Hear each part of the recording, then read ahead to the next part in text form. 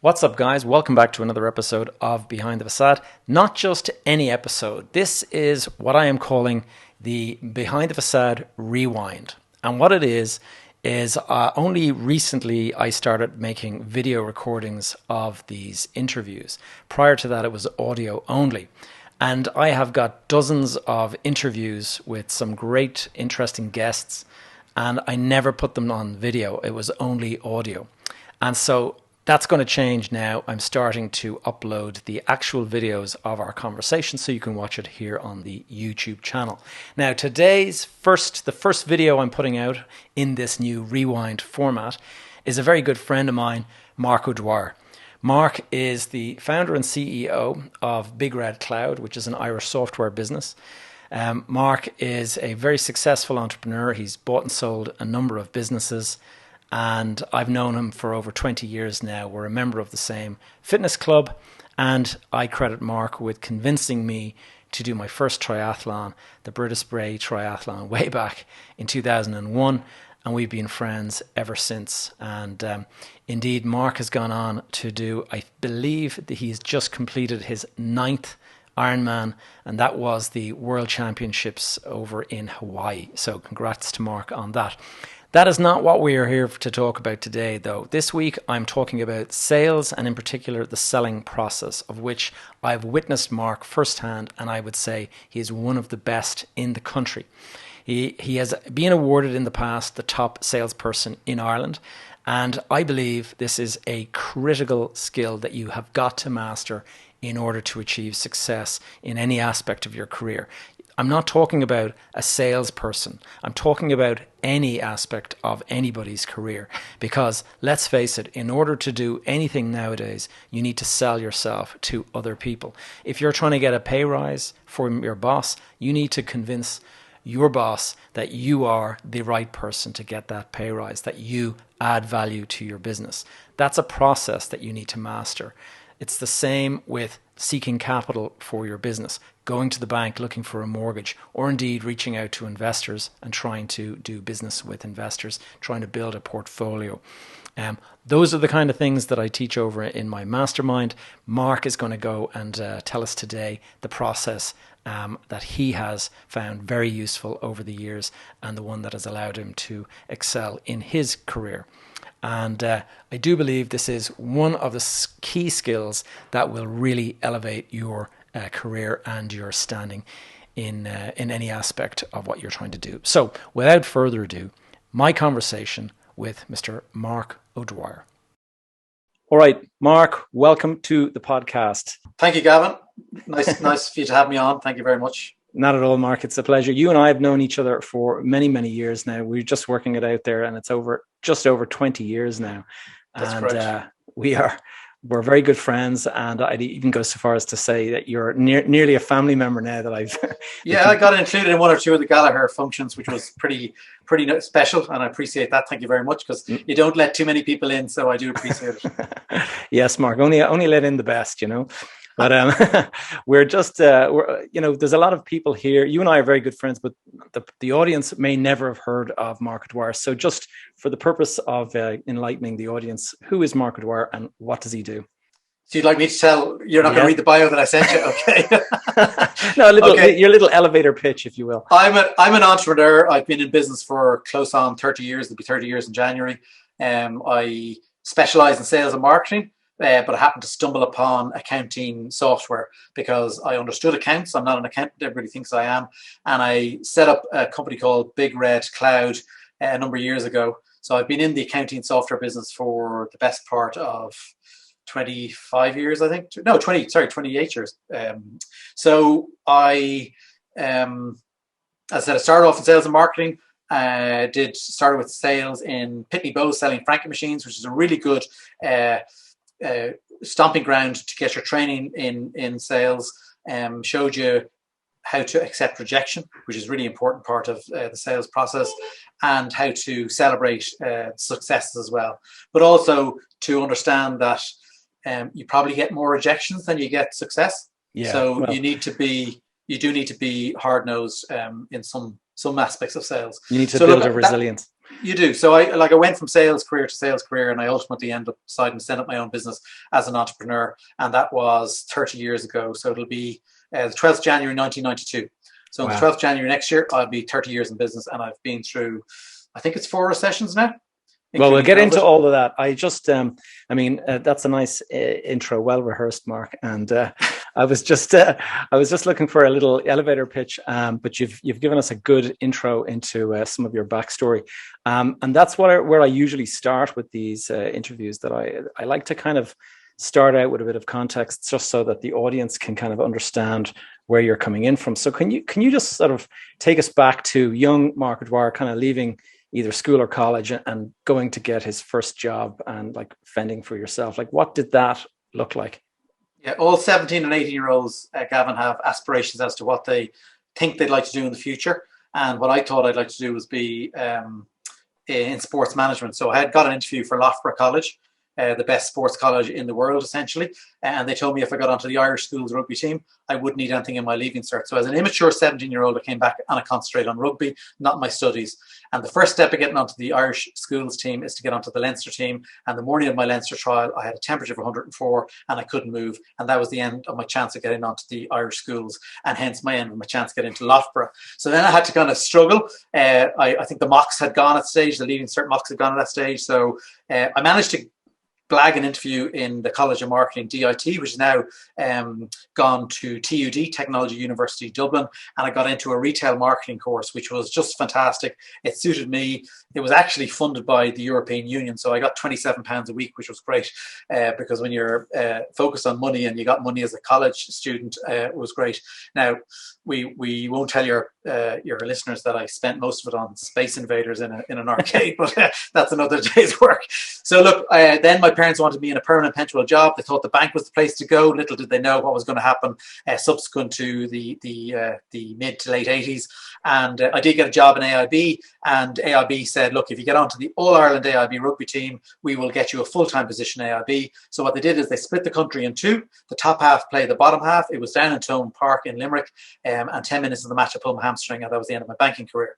So in my case, there's been a lot of faithful things that have come in and redirected the course of my career journey. And I think people will find that throughout their own lives. I'm not unique to that situation. So look, then I had to scramble around and decide what I would do. I told my parents I wanted to get into sales. That was the worst thing I could have said to them, but I pursued that. I got into Pitney Bowes selling franking machines, and within the first 2 or 3 months, I won top salesman prize, and they realized that Mark had found his niche. Now, if we roll back to when they spoke to the career guidance in school in St. Michael's, that guy said that my best asset was my tongue. So clearly sales was something that I was destined to do. So yeah, so look, Pitney Bowes was a great grounding. It really polished me off and gave me the career I needed in terms of career progression. I then got poached to a company selling fax machines. I don't know if your listeners will actually know what a fax machine is, but you're showing your age now, Mark. Tell me, what's a fax machine? It's the old form of communication where you'd be able to send a printed letter from one location to another location, and it would come out on a thermal imaged piece of paper at the other end, and it was a legal document, and it was a predecessor to email and DocuSign and things like that.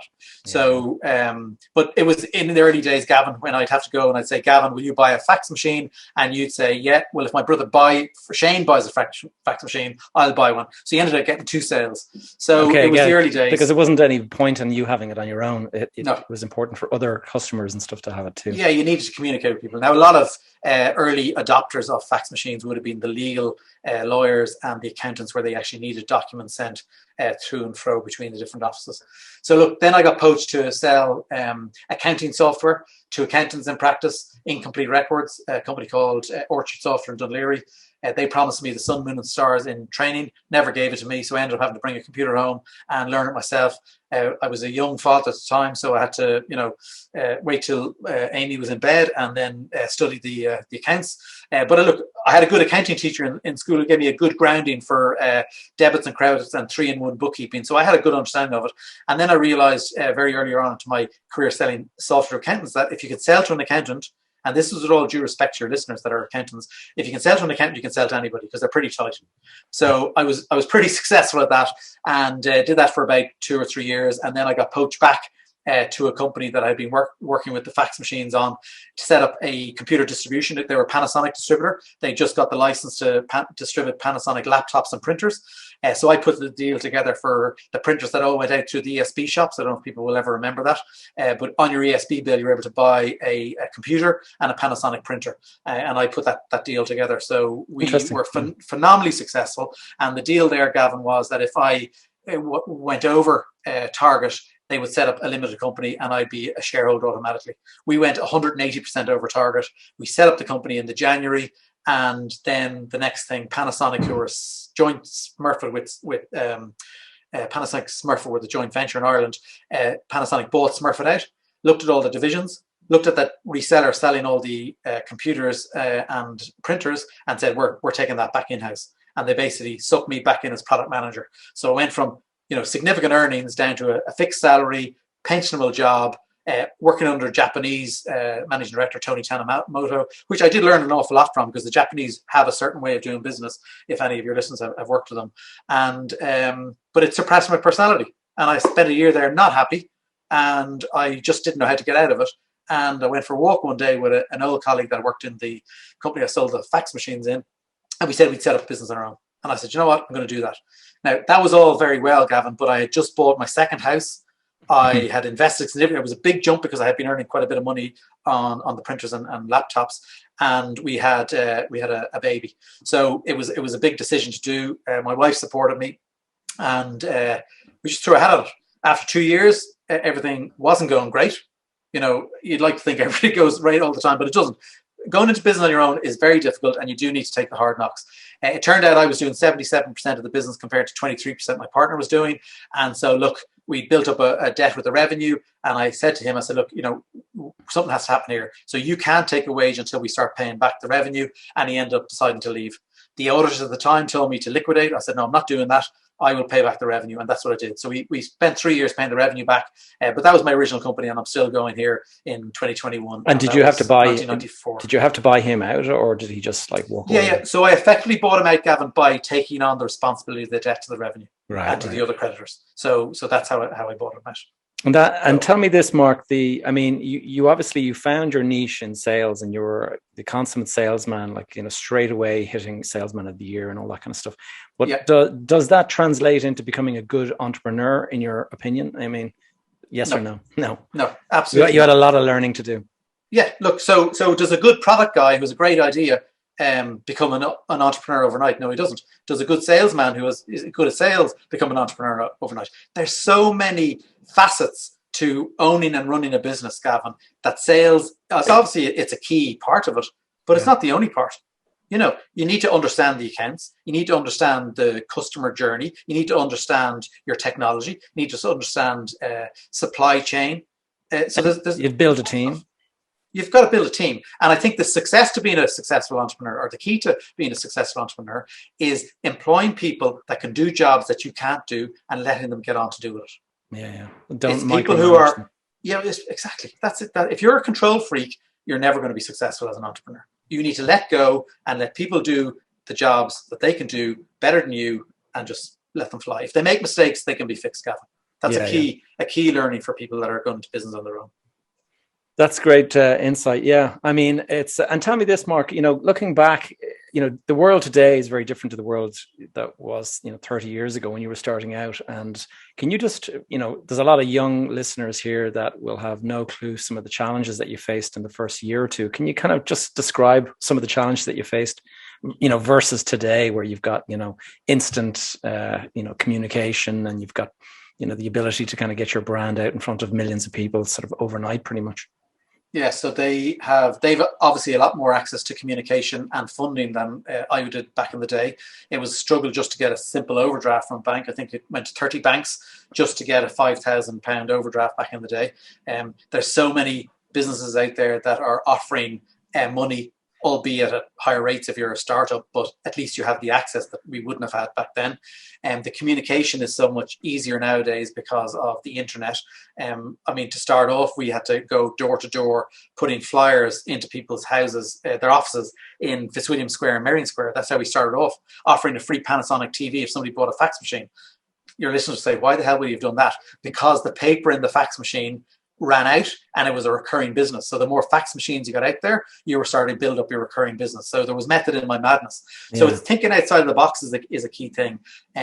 Other things that were the marketing, it's a lot easier now.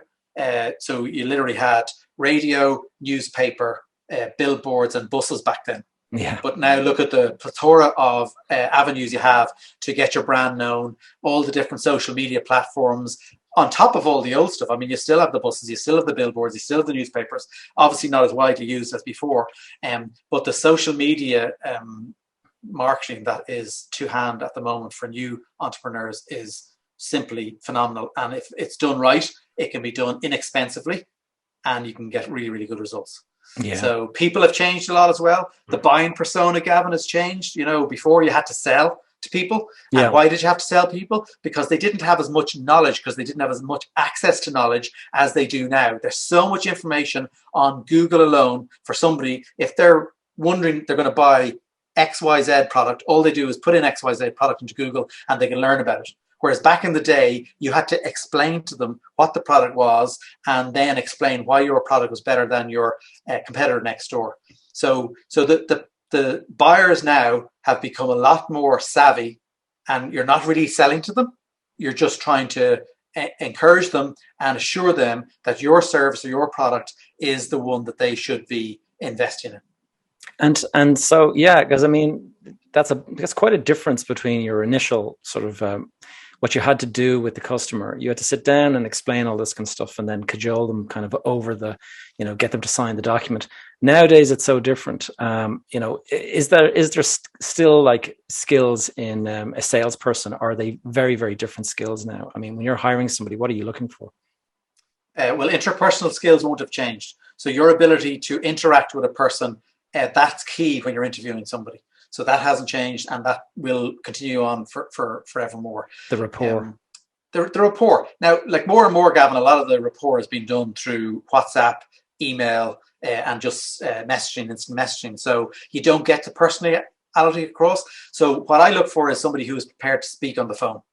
And I think, unfortunately, a lot of younger listeners have spent so much time on social media that they're nervous of speaking on the phone. So if there's a course out there to build your confidence, to interact with somebody, either on Zoom, like we're doing now, or on Teams, or on the phone alone, I think that is a key skill that younger listeners should try and look to. I have a couple of daughters, as you know, Gavin, and I was appalled when, during the summer, I'd bring them in here, and when the receptions went on holidays, I'd throw them on reception. They said, no, we can't talk to customers. I said, why not? Because we don't do that. We send messages. I said, well, you're going to do that. So that is like, it was a key learning that I needed to embed in my daughters, but I think it's a key thing for people nowadays. So I look for somebody with interpersonal skills, and we still communicate. So although at the moment we drive relevant traffic to the website to take out a free trial, we still put in the effort and make a phone call and talk to those people and get to understand what their requirements are for our bigger cloud software, so that we can tweak it to meet what they need in order to get the best out of our software for their business. And I guess also the better the personality and the kind of relationship you have with them, the less likely they are to kind of pull out of the relationship. I mean, if you're just dealing with someone over text and chat bots and all this kind of stuff, there's no personal kind of connection with anyone in the business. No, there's not. You're right. You're 100% right, Gavin. It's building that relationship and building a trust, building a confidence in you as the salesperson and the company you're representing, that you're going to be there for them. And, you're the initial face of the business to try and close the deal, but you need to reassure them then there's other people in the support, in our case, that are in the support division, or it might be in administration in other companies, or in service, or whatever it might be, that they are there and they will pick up the mantle. However, if you're not happy with them, you'll always be here to interact with them in the future on your journey with this business for whatever number of years you're going to be a customer. That's key. And tell me, Mark, have you gone through, I mean, thinking back to the early stages, have you gone through any kind of major mindset shifts or kind of realizations that, whoa, I'm way off on this and had to change direction in order to kind of keep it going? Yeah, well, I think I spoke to you earlier on about the time 4 salespeople walked out on me. And so we were left with no salespeople left. So I went out and I did the demonstration myself and realized my demo was pretty good. And we then recorded it and we used to send it out to customers. And if they bought, then they got a discount on their annual support moving forward. So that was a major shift where I realized I actually didn't need reps out on the road per se. And I didn't have the car expenses and the mileage expenses and the overnights and the lunches. And we were able to sell as much with people in-house than we were on the road. So that's been a major. So the transformation from digital, from the manual where we had people out knocking on doors to having people in-house has been, absolutely incredible. Other changes are, yes, we went down the route of features that we thought customers would like.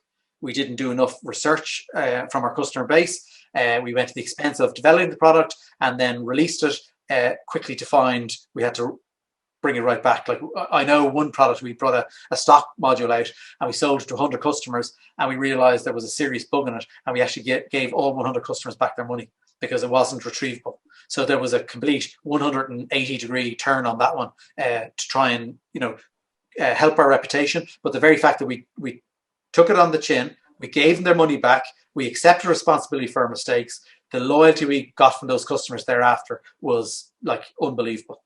That's great. And tell me, Mark, if you were to do that again, would you go about it a different way? Yeah, there's a lot of things I would have done differently. When we went to the cloud, Gavin, initially, we had been introduced to a company that had code conversion software. So they were going to convert our Big Red Book software to run in the cloud. So we engaged in a contract. It was a 12-month contract. We were 10 months into the contract. Every month they showed us progression. And in month 10, they went out of business. And what we realized after that was that they were actually showing us screenshots of work they hadn't done. It was just PowerPoint. So they actually hadn't done anything at all. And they went bust and we were left with nothing. But in hindsight, that was a good lesson because having an old style desktop product converted to run the cloud is not the most efficient. So we set about rewriting Big Red Cloud from the start, and that was a better option in the end. But it took me 10 months and a considerable amount of money to learn that lesson. So there are things I'd have done differently. The other thing I would have done differently is that we tried to list on the stock exchange in 2015. Oh, I remember that. The alternative investment market on London, Gavin. We got caught in the headlights by a broker in London who said, absolutely, you can list on the stock exchange. And we took them at face value. And we got everything done. We did all our due diligence. We did our verification, which is quite an intense process. And we got out onto the roadshow. So it's a 2-week roadshow for anybody who doesn't know. You set a budget on what the business is going to achieve. So you've just got one business plan. So it's business plan A. And you go out to all these investors and you're looking to raise X amount of money. We were looking to raise 5 million. And by the Tuesday of the second week, we had raised 4.1 million. Wow. And we're going to close it on the Friday. And an Israeli company issued a profit warning and all the small cap investors went running for cover and our brokers couldn't fill the 900 grand gap. No way. So I learned from that is always have a plan B. So if we had a business plan that said, well, here's a plan B for 4 million, we would have been listed. That's amazing. Yeah. So, But like I was green, I was innocent. I was a little bit naive, to be honest with you, Gavin. And unfortunately, that happens in business. We're not all knowledgeable out there. I certainly am. I'm a lot more knowledgeable now than I ever was. But it's only through the hard knocks that you get in business that you actually learn these things. And sometimes they can be so hard, they knock you off your pedestal completely and you go out of business. I've been very lucky that I've had a very, very strong business. I have a very strong team behind me. And it's only because of that I'm still in business today. How much did that adventure cost you, the attempted listing? Yeah, a 6-figure sum, Gavin. I can't give you the exact big figure. money. Yeah, I did negotiate. Like I was smart enough to negotiate a no fee basis with the brokers, but I had all the accountants' fees, I had all the lawyers' fees, and then you also have to do PR when you're listing on the stock exchange. All that had to be paid up front. So there was it was a significant six-figure sum. But as I say, the company was pretty strong and we were able to survive. So what we did after that is we kind of went in under our stone. licked all our wounds and said, look, we're just going to make the company profitable moving forward. And that's what we've done. And we've made Bigger Cloud like a serious success. We've over 75,000 businesses using our products through our 3 products, our Bigger Book Accounts, our Bigger Book Payroll, and our Bigger Cloud accounting software. And it doesn't matter what type of business. I know you're specifically in construction and building and architecture. So we have all those people using our software. We've got builders, we've got construction workers, we've got electricians, we've got the butcher, we've got the baker, we've got the candlestick maker. We've got everybody that rents the buildings that you guys develop as customers. We didn't go down the vertical route, which has played into our hand because of COVID.